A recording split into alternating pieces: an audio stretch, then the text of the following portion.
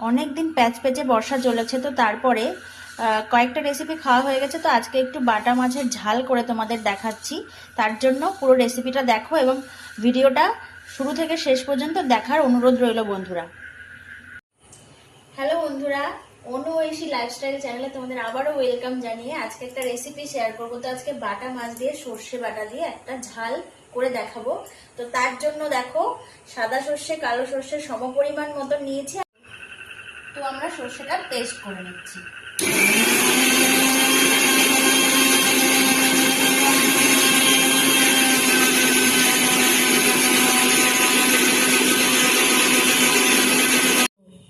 এবার সর্ষেটাকে একটু ছেঁকে নিচ্ছি। তাতে করে কি হয়, সর্ষের যে খোসাগুলো সেগুলো খেলে অনেক সময় পেটের গন্ডগোল হতে পারে, অসুবিধা হতে পারে, সেই জন্য ছেঁকে নিচ্ছি। দেখো বন্ধুরা, সর্ষেটা আমি সম্পূর্ণ ছেঁকে নিয়েছি। এখানে কিন্তু একটুও খোসা নেই। তোমরা এভাবেই করবে, তাহলে পেটের কোনো সমস্যা হবে না। এবার আমি এতটা মতন চার মগজ পেস্ট করব, তার জন্য মিক্সিতে নিয়ে নিলাম। আর নিচ্ছি এই কয়েকটা, দেখো কাঁচা লঙ্কা, আমি 4টে মতো মাছ রান্না করব, 3টে থেকে 4টে। এটা আমাদের গাছের কাঁচা লঙ্কা, ভীষণ ঝাল হয়, এই কটাই দিলাম। আর এই কয়েকটা কোয়া রসুন একসাথে আমি পেস্ট করে দেখাচ্ছি তোমাদের।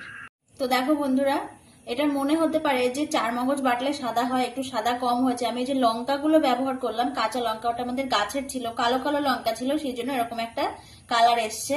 এটাতে ভয়ের কোনো ব্যাপার নেই। তো আমরা এবার রান্নার কাছে যাব।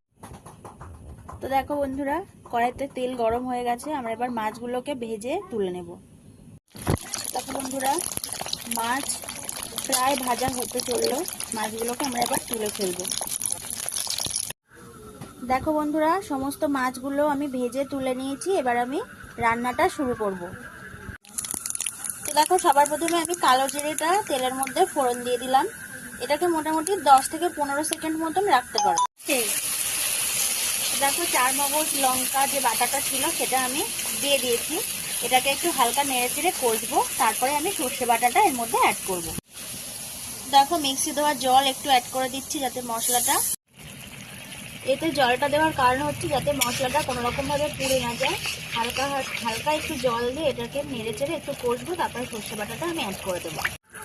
সামান্য একটু নুন আমি এর মধ্যে অ্যাড করে দিলাম, যাতে স্বাদটা।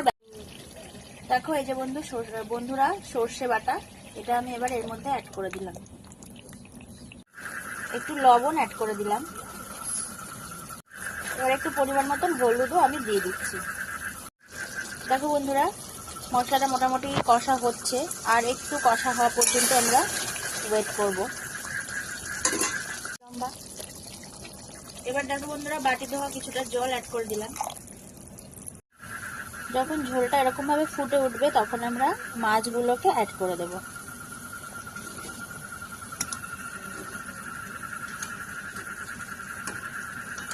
সবকটা মাছ আমরা দিয়ে দিয়েছি। মাছগুলোকে একটু নেড়িয়ে চাড়িয়ে দিচ্ছি। বন্ধুরা, এই সময় কিন্তু তোমরা নুন টুনগুলো খুব ভালোভাবে টেস্ট করে নেবে। যদি কিছু প্রয়োজন হয় তাহলে তোমরা এই সময় দিয়ে নিতে পারো, এবং এই সময় দিয়ে নেবে। এরপরে কিন্তু নামানোর সময়, দেখো বন্ধুরা, ঝোল কিন্তু অনেকটা থকথকে হয়ে এসছে।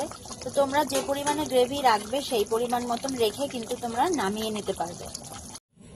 দেখো বন্ধুরা, তেল ছেড়ে দিয়েছে, তোমরা দেখতেই পাচ্ছ। এই দেখো, তো এই যে আমার বাটা মাছের ঝাল একদম রেডি, এরকম কনসিস্টেন্সি এসছে।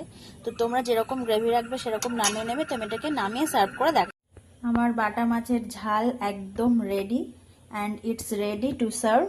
তো ভিডিওটা তোমাদের কেমন লেগেছে প্লিজ বন্ধুরা কমেন্টে জানিও, আর চ্যানেলটা সাবস্ক্রাইব করে আমার পাশে থেকো। আজকের মতো এইটুকুই, চলো টাটা, বাই।